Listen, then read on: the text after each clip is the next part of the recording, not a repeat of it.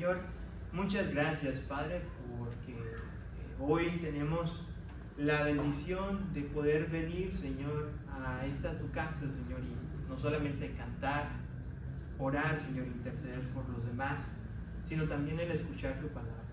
Gracias por este hermoso privilegio, Señor, donde en otros lugares, hermanos en la fe, Señor, quizás no tengan esta libertad de la que nosotros gozamos, esta tranquilidad, Señor, de saber que nuestro gobierno y las leyes nos respaldan al hacer, Señor, este servicio. Yo te pido que podamos tomar, Señor, esto en cuenta y aprovecharlo al máximo, Señor. Y ahora, Señor, sé tú quien dirijas mis labios, Padre, que todo lo que vayamos a estar hablando sea solamente tu palabra y pueda honrarte a ti, Señor, y en ningún momento exaltar al hombre. Por otra parte, Señor, también sé con cada uno de mis hermanos y de los oyentes, amigos que hoy nos acompañan, que las preocupaciones, Señor, que los pendientes que hay, Señor, por hacer, se puedan ser a un lado, Señor, que con un corazón dispuesto y con oídos atentos podamos juntos recibir tu palabra y salir de una manera diferente, transformados, Señor, por el poder de tu Espíritu Santo que en las Escrituras. En el nombre de Jesús oramos. Amén, Señor. Amén. Ruth, capítulo 1. Y como les decía, la serie de estos mensajes es el miedo en medio del dolor. Y el sermón o el mensaje de esta mañana va: en medio del dolor, las misericordias de Dios abundan. En medio del dolor, las misericordias de Dios abundan. En un mundo que constantemente está sufriendo, donde el dolor es totalmente inevitable, la buena noticia es de que tenemos un Dios cercano. Un Dios que está presente en tu aflicción y en mi aflicción, que nos provee de su consuelo y de su amor. Sin importar qué tan grave sea tu pena, sea muy grande o sea pequeña, puedes confiar que en medio de los padecimientos en los cuales tú te encuentras, las misericordias de Dios abundan. Y esta es la primera parte de la historia del libro de Ruth, que a pesar de las crisis en las cuales esta familia o estas personas se enfrentaron, Dios siempre estuvo obrando en su favor. Dicho de esta manera, hoy quiero hacer 4 escenas en este primer capítulo. Y la primera escena la vamos a encontrar en los primeros 2 versículos y lleva por mensaje: la crisis familiar es el reflejo de una crisis nacional. La palabra de Dios dice así, Ruth capítulo 1 y los 2 primeros versículos. Aconteció que en los días en que gobernaban los jueces en Israel, hubo hambre en el país, y un hombre de Belén de Judá fue a residir en los campos de Moab, con su mujer y con sus 2 hijos. Aquel hombre se llamaba Elimelech, y su mujer se llamaba Noemí. Los nombres de sus 2 hijos eran Malón y Kelión, efreteos de Belén de Judá, y llegaron a los campos de Moab, y allí se quedaron. La historia de Ruth se encuentra ubicada en uno de los tiempos o periodos más oscuros del pueblo de Israel. Este periodo histórico lo podemos resumir, como lo dice ahí en Jueces capítulo 1, de la siguiente manera: en esos días no había rey y cada quien hacía lo que mejor le parecía. La inmoralidad y la idolatría era el pan de cada día. Estaba tan arraigado fuertemente en el corazón de aquellas personas. La desobediencia a Dios, como el adorar a dioses falsos, como el también el no honrar y cumplir sus leyes, trajeron graves consecuencias a la nación de Israel. Se nos dice que constantemente el pueblo de Dios fue sometido por diferentes pueblos, quienes obviamente nunca los trataron con bondad. No solamente eso, sino que también Dios, en forma de castigo por su desobediencia, mandó hambrunas, plagas, enfermedades, pestes y muertes. Y fue en este periodo donde esta historia bíblica se está desarrollando. En los primeros versículos podemos ver cómo el escritor, de una manera muy general, pasa muy rápido a términos más pequeños para enfocarse en una familia de Belén. Solamente para recordarte, quizás tú ya lo sabías, pero la palabra Belén significa casa de pan. Y el escritor nos está informando que donde se hacía el pan o donde había casa de pan, ¿faltaba qué? Faltaba el pan, no había que comer, y no solamente en este lugar, sino en el resto de la nación de Israel. En el mundo antiguo, la migración no era algo tan común como lo es hoy en día. Hoy es muy fácil el movernos quizás de un país a otro país por las diferentes por la tecnología que hoy tenemos. Pero en aquel entonces la gran mayoría de las personas prácticamente donde nacían, crecían y en ese mismo lugar se morían. Porque al abandonar el círculo familiar y el tratar de adoptar nuevas costumbres y culturas, siempre era un riesgo para aquellos quienes se movían a otra parte. Por lo tanto, esta decisión de este líder del hogar llamado Elimelech no fue fácil, el moverse de Belén a los campos de Moab. De hecho, el mismo escritor nos informa que en los planes de Elimelech no estaba el permanecer por siempre, sino que era algo temporal. ¿Y cómo sabemos eso? Bueno, si tú tienes la versión quizás Reina Valera o Nueva Versión Internacional, o la de un servidor, que es la reina, la reina de las versiones, sino que es la Nueva Biblia de las Américas, vas a encontrar la palabra quizás residir, emigrar o morar. Y esta palabra en el hebreo se traduce como gur. Y este verbo prácticamente indica la estadía temporal. En otras palabras, Elimelech simplemente estaba planeando el moverse temporalmente para que después de que la hambruna terminara, o que el pan o que la comida volviera en aquel lugar llamado Belén, se iban a regresar. Otro factor que viene a confirmar esta idea que les estoy compartiendo es de que Moab era un lugar totalmente pagano. Adoraban al dios Quemos. Y el habitar en aquel lugar donde la idolatría era aceptada, se corría el riesgo que esta familia judía terminaría en ¿qué? Haciendo lo mismo. Otra parte u otro factor a tomar en consideración es que en el libro de Deuteronomio se nos indica que cuando la nación de Israel buscara a Dios, se arrepintiera de sus pecados y lo buscara en arrepentimiento y en humildad, dice que ahí que el Señor se volvería a ellos, los perdonaría, traería libertad si es que alguna nación los estuviera oprimiendo, y sanaría sus tierras, sanaría sus enfermedades, proveería de nuevo alimento. Y es probable que con esto en mente, Elimelech se mudó con toda su familia a los campos de Moab.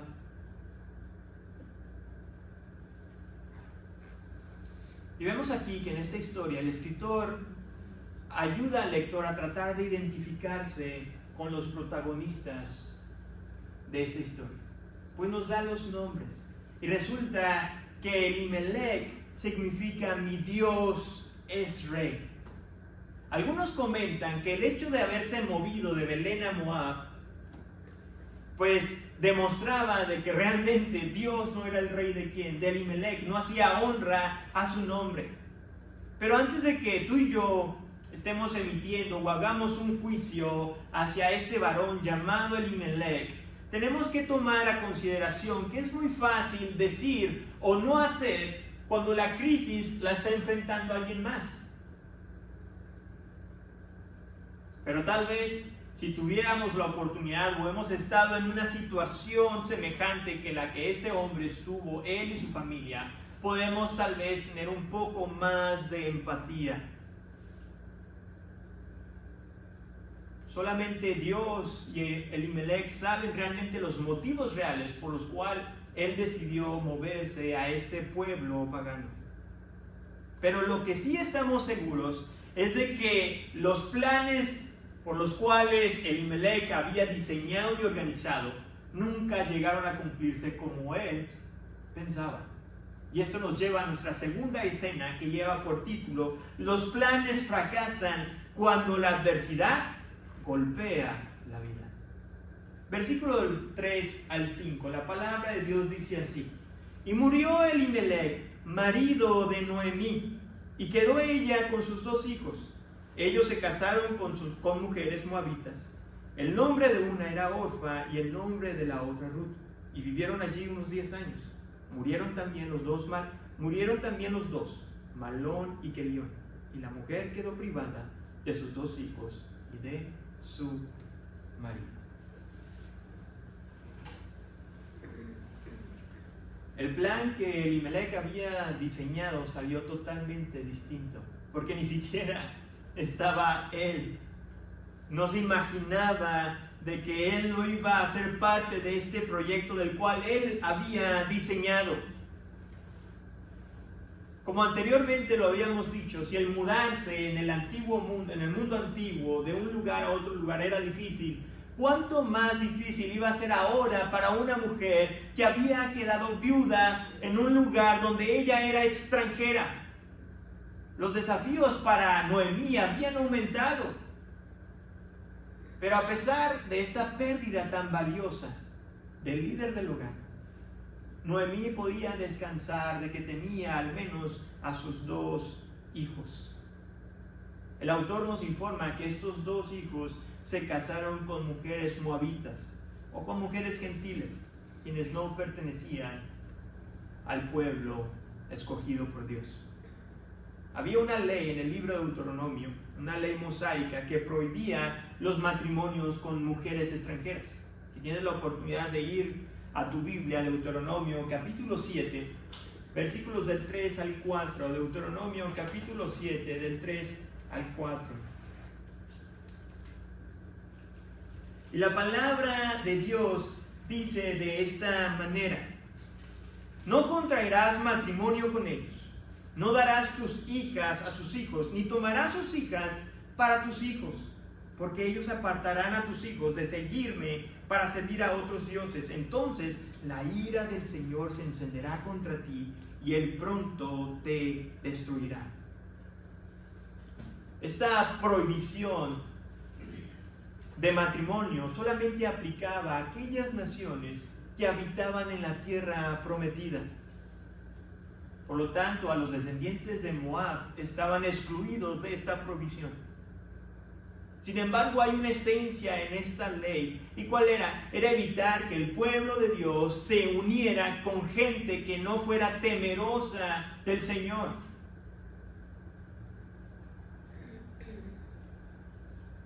Y los moabitas eran personas paganas, eran personas que adoraban al dios Quemos.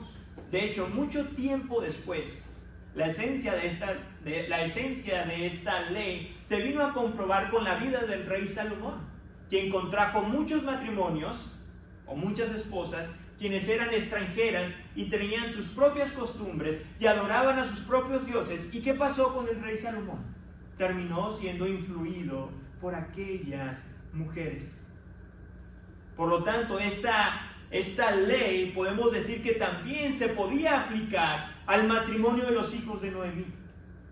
Algunos eruditos de la Biblia han llegado a sugerir que había un cierto desapruebo de Dios hacia el matrimonio de estos 2 hijos con las mujeres moabitas, con Ruth y con Orfa.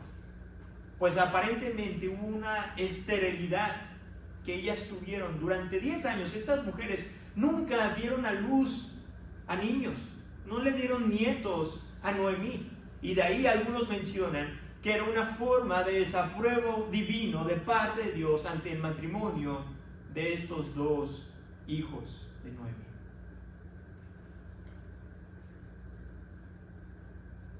Esta estadía de 10 años fue una estadía donde Noemí simplemente fue testigo de cómo sus aflicciones y sus dolores se multiplicaban al por mayor.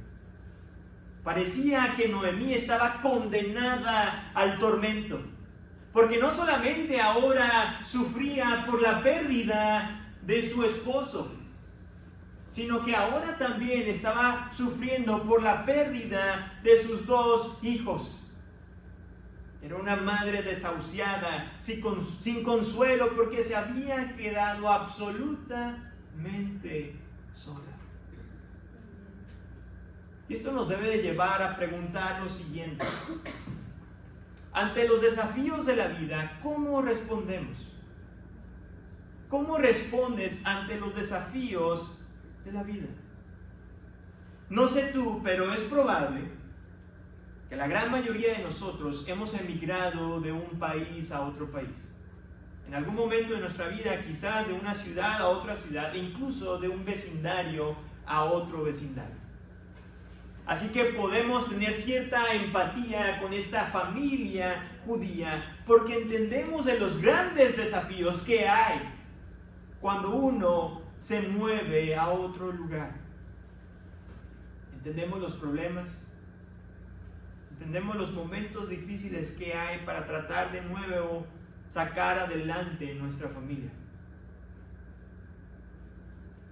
Tal vez también te has encontrado en medio de una crisis financiera, ya sea por falta de trabajo o algún recorte de personal inesperado, o simplemente que la canasta básica ha subido los costos y te cuesta un poco más de trabajo comprar las cosas más básicas. Y podemos entender a esta familia ante esta situación, que situaciones difíciles ameritan medidas fuertes. O tal vez este es tu caso, que has tenido que enfrentar con gran dolor el fallecimiento de algún ser querido. Y entiendes completamente cómo se sentía estas 2 mujeres viudas, e incluso entiendes el doble dolor de Noemí al no solo perder a su esposo, sino perder ahora a sus 2 hijos. Los 5 primeros versículos del libro de Ruth son simplemente el resumen del dolor por el cual pasó esta familia.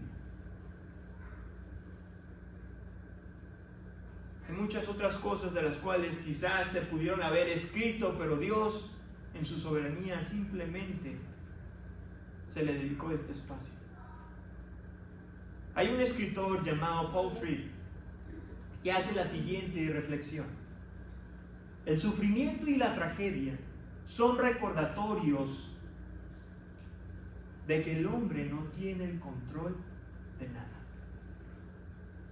El sufrimiento y la tragedia son simplemente recordatorios de que tú y yo no tenemos control de nada.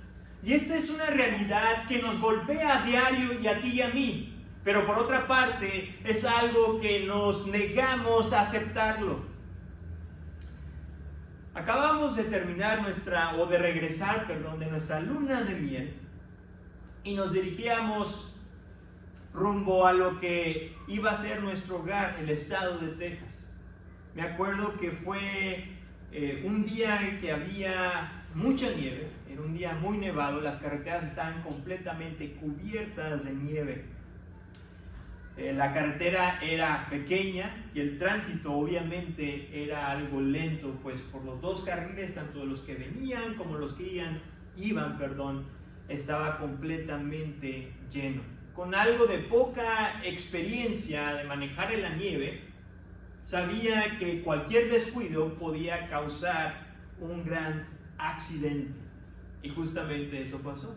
Un descuido, un simple descuido hizo que perdiera el control del carro en el que íbamos mi esposa y yo, una semana de recién casados. Aunque el carro iba a una velocidad aparentemente lenta, perdí el control, giramos alrededor o en la carretera, viéndonos el uno al otro, y hubo ese susto, esa impotencia de saber de que no podía controlar el carro.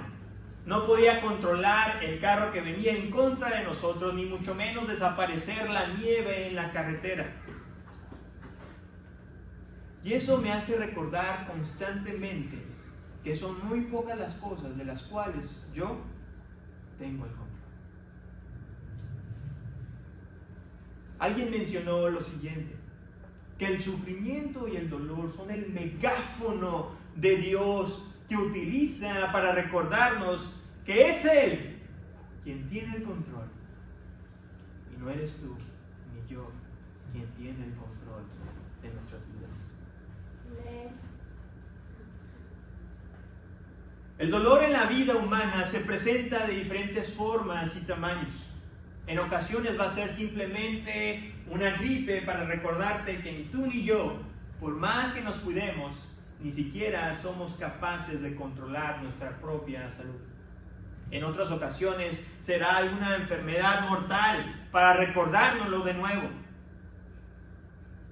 Sin importar el tamaño de tu pena, Dios permite que camines por esos valles de sombra de muerte para que voltees a aquel quien tiene el control de tu vida.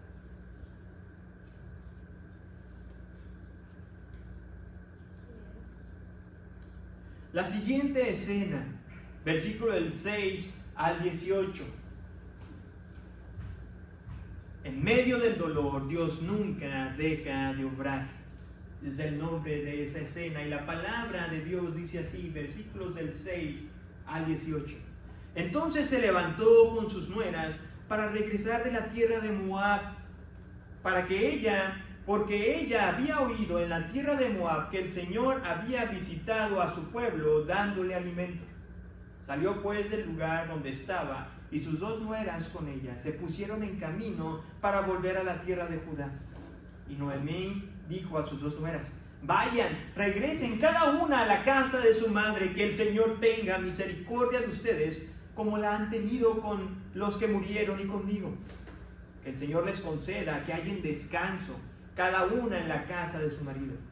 Entonces las besó, y ellas alzaron sus voces y lloraron y le dijeron: no, sino que ciertamente volveremos contigo a tu pueblo.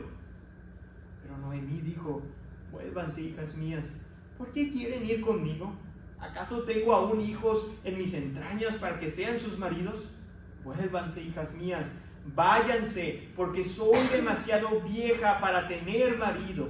Si dijera que tengo esperanza, si aún tuviera un marido esta noche y también diera a luz hijos, ¿esperarían por eso hasta que fueran mayores? ¿Dejarían ustedes de casarse por eso? No, hijas mías. Por eso, porque eso es más difícil para mí que para ustedes, pues la mano del Señor se ha vuelto contra mí. Y ellas alzaron sus voces y lloraron otra vez. Y Orfa besó a su suegra, pero Ruth se quedó con ella. Entonces Noemí dijo: mira, tu cuñada ha regresado a su pueblo y a sus dioses, vuelve tras tu cuñada. Pero Ruth le respondió: no insistas en que te deje o que deje de seguirte, porque a donde tú vayas yo iré, y donde tú mores, moraré. Tu pueblo será mi pueblo y tu Dios mi Dios. Donde tú mueras, allí moriré, y allí seré sepultada. Así haga el Señor conmigo, y aún peor, si algo, excepto la muerte, nos separa. Al ver Noemí que Ruth estaba decidida a ir con ella, no le insistió más. El escritor nos está diciendo que estas mujeres habían preparado sus maletas para regresar a Israel. Pero aquí hay algo interesante, que debemos de preguntarle al escritor. Es que ¿cómo supo Noemí, o cómo oyó Noemí, que el Señor había visitado de nuevo a su pueblo? Si vivía en las tierras de Moab.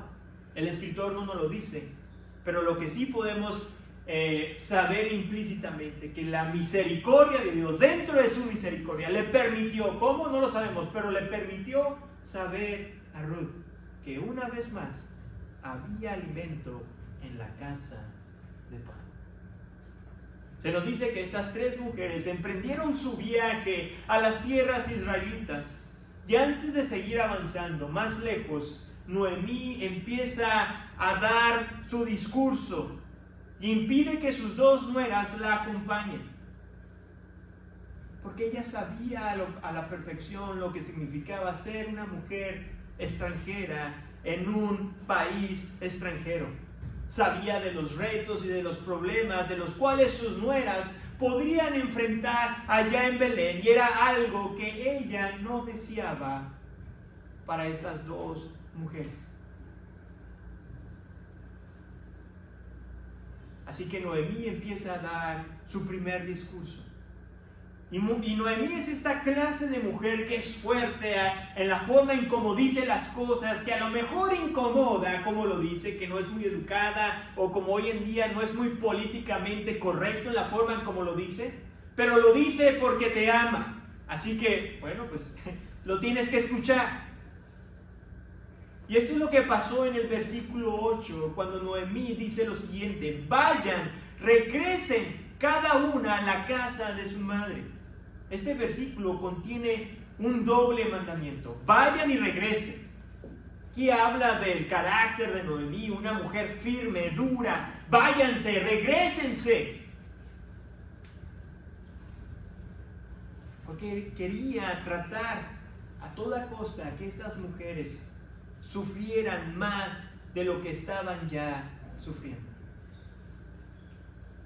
Pero por otro lado, también está lleno de ternura esta mujer.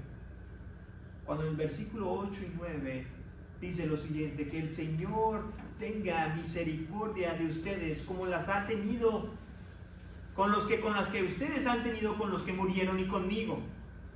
Que el Señor les conceda que hayan descanso cada una en la casa de su marido. La palabra que aquí utilizó Noemí, misericordia, en el hebreo se traduce como Gesed, que significa el amor misericordioso, bondadoso o fiel de Dios. Y lo que estaba diciendo aquí Noemí es de que Noemí reconocía la misericordia y bondad de estas dos mujeres que, aun a pesar de que sus hijos habían fallecido, seguían mostrándosela a ella. Obviamente las palabras tan emotivas y el amor tan genuino que había en estas tres mujeres hizo que estallara en llanto y lloraron, pues había tristeza en su corazón. Sin embargo, no lograron el cometido de la suegra de tratar de desmotivar a las nueras a que la dejaran, porque ambas se rehusaron, sino que decían: no, te vamos a seguir. Así que en un segundo intento Noemí empieza otra vez a dar su discurso, pero esta vez utiliza la lógica y lo evidente. En su primera propuesta les hace ver que ella ya es una mujer grande para gestar, para dar a luz, que el tiempo ya está jugando en contra de ella. Y da otro escenario, y este escenario es un poco más optimista, en el cual dice: bueno, si me llegara a casar y tuviera hijos, ¿estarían ustedes dispuestas a esperarse tanto tiempo para que mis pequeños crecieran lo suficiente para que ustedes se puedan casar con ellos? ¿Serían ustedes capaces de esperar todo este tiempo en vez de buscar un esposo?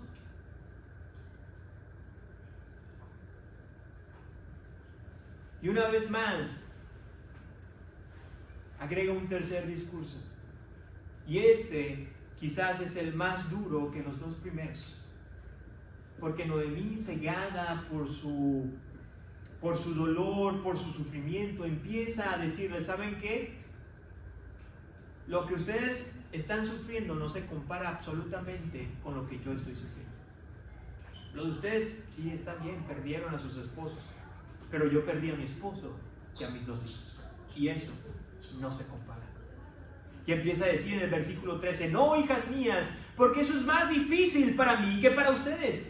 Pues la mano de Dios, la mano del Señor se ha levantado contra mí. En su amargura, en su dolor, empieza a culpar a Dios ante las injusticias que ella ve en su vida. Finalmente se nos dice que los argumentos de Noemí terminan por convencer a Orfa, la cual con un beso se despide y decide regresar a su casa.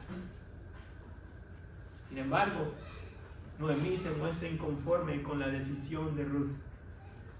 Y esta vuelve a insistir, pero con mayor fuerza, y le dice en el versículo 15, mira a tu cuñada que ha regresado a su pueblo y a sus dioses, vete detrás de ella.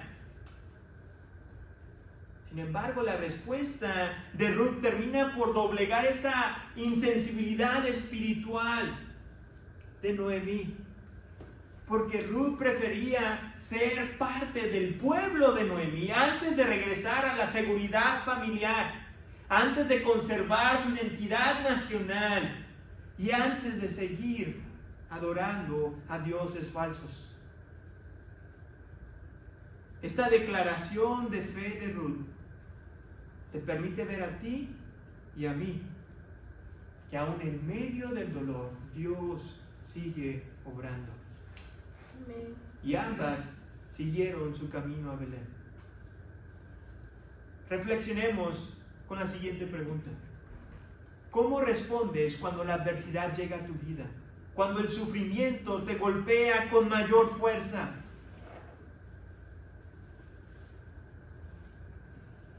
El dolor en la vida en ocasiones expone nuestro egoísmo y nuestra idolatría, nuestro yo, anestesia nuestros sentidos de compasión y siembra en nuestros corazones grandeza, porque no pedimos comprensión, le exigimos, volviéndonos incapaces de poder servir a aquellos quienes también sufren como tú y como yo.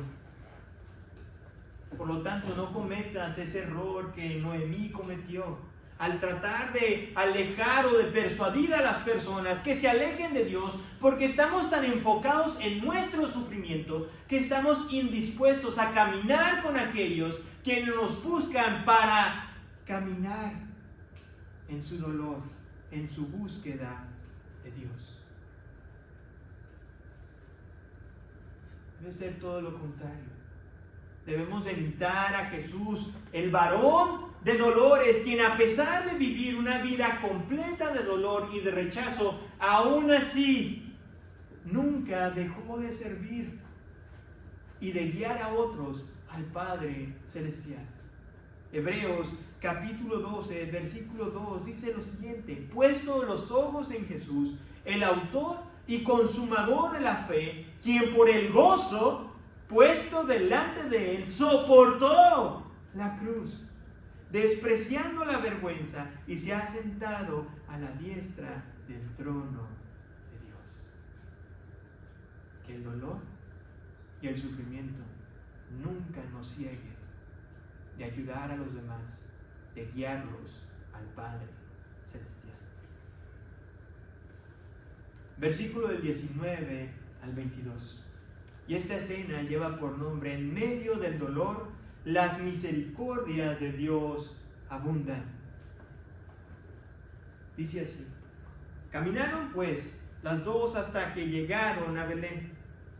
Cuando llegaron a Belén, toda la ciudad se conmovió a causa de ellas, y las mujeres decían: ¿no es esta Noemí? Ella les dijo: no me llamen Noemí, llámeme Mara, porque el trato del Todopoderoso me ha llenado de amargura. Llena me fui, pero vacía me ha hecho volver el Señor. ¿Por qué me llaman Noemí? Ya que el Señor ha dado testimonio contra mí y el Todopoderoso me ha afligido. Y volvió Noemí, y con ella su nuera, Ruth la Moabita. Regresando así de los campos de Moab, llegaron a Belén al comienzo de la siega de la cebada. Es probable que la familia de Noemí fuera conocida en Belén, porque se nos dice que cuando llegó toda la ciudad se consternó, estaba sorprendida de su llegada. El dolor en el corazón de esta mujer era tanto que era incluso difícil de ocultarlo en su semblante.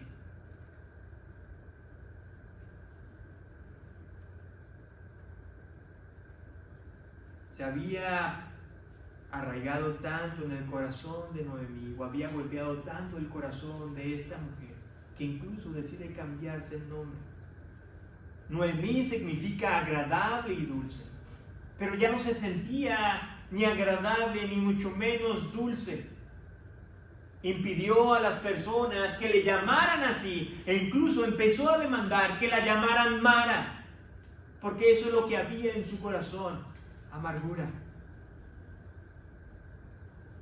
Y esa amargura empezó a distorsionar la imagen de este Dios santo y justo.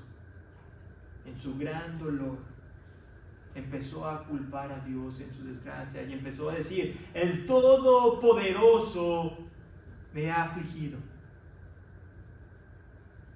Cuando se refiere a Dios como el Todopoderoso, hace hincapié en el poderío de Dios, en la imposibilidad de que alguien se le pueda poner al tú por tú a la voluntad de Dios. En otras palabras, lo único que le quedaba a Noemí era simplemente doblegar sus manos y aceptar lo que Dios había decidido para ella.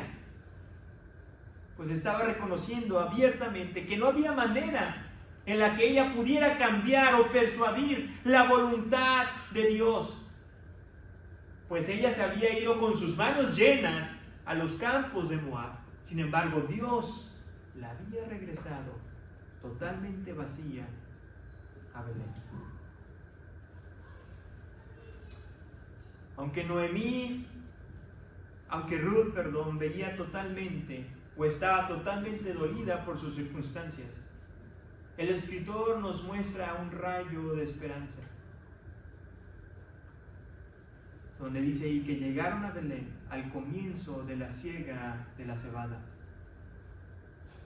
La mano de Dios realmente no estaba en contra de ella, como ella lo pensaba o lo decía. Permíteme preguntarte lo siguiente: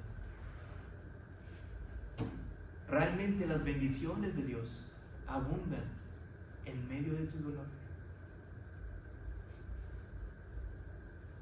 Noemí fue totalmente incapaz de ver las bendiciones que abundaban en su vida. Perdió a su familia, claro, pero Dios le permitió que ella sobreviviera. Dios permitió que se diera cuenta de que de nuevo había pan y alimento en Belén. Sus nueras mostraron amor y lealtad, no solo a los hijos de ella, sino que también a ella. Dios permitió que tanto Ruth como Noemí llegaran en el momento de la siega, donde había alimento. Perdió a un hijo, o a dos hijos, pero Dios le concedió ganarse a una hija, Ruth, quien después, más adelante, vamos a ver que las personas se referían a ella como una mujer que tenía un mayor valor que 7 hijos por su amor y lealtad a su suegra. Dios le permitió que Ruth acompañara a Noemí en su regreso a Belén. Dios puso en el corazón de Ruth que viera o que velara por el bienestar de su suegra. Todo esto Noemí fue incapaz de ver. Pero es donde aquí se viene a comprobar que en medio del dolor las bendiciones de Dios abundan. Permíteme preguntarte: ¿eres de los que simplemente se enfocan en su dolor, en tu sufrimiento y niegas las muchas bendiciones que Dios te da en el valle de sombra de muerte? Quizás no tienes el trabajo que siempre has anhelado, pero el Señor te ha conseguido empleo para que pagues tus deudas. A lo mejor no eres rico como quisieras, pero Dios te da lo necesario para cubrir tus necesidades básicas.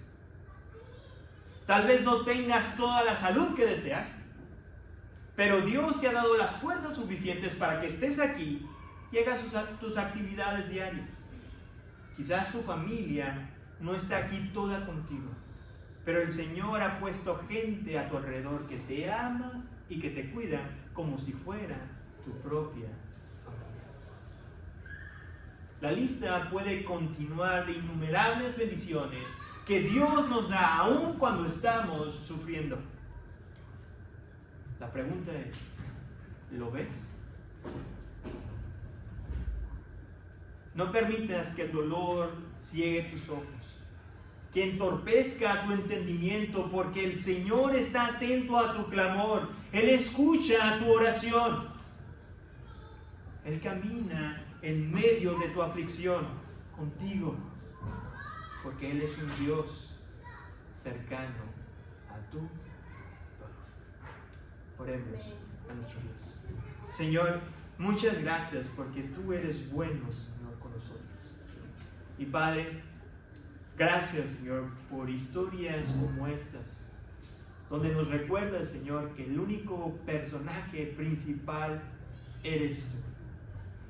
Mi Dios, indudablemente, en ocasiones nos comportamos como Noemí, cegados en nuestro sufrimiento, pensando que somos los únicos que sufrimos en este mundo y que merecemos algo mejor, cuando en verdad, Señor, no vemos las muchas bendiciones inmerecidas que tú nos das.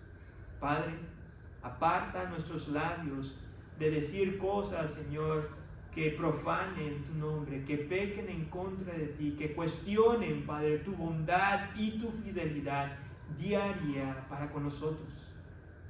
Ayúdanos a recordarnos, Señor, que todo lo que tenemos son bendiciones inmerecidas, Padre, que jamás las podemos merecer o ganar, pero que en tu gran misericordia tú nos las has dado, Señor, para recordarnos una y otra vez lo bueno y bondadoso que eres con gente pecadora como nosotros. Mi Dios, guarda pues nuestro corazón, y que sea la circunstancia por la cual alguien aquí está pasando dolorosa, ayúdale, Señor, no solamente a ver las bendiciones que tú derramas en sus vidas, sino también darles la capacidad de caminar con aquellos quienes también están en dolor. Porque nosotros, Señor, aun cuando no somos exentos del dolor en este mundo, caminamos con esperanza, caminamos, Señor, con tranquilidad, porque sabemos que el Dios omnipotente nos guarda en sus manos. En tu nombre, Señor, oramos. Amén, Señor.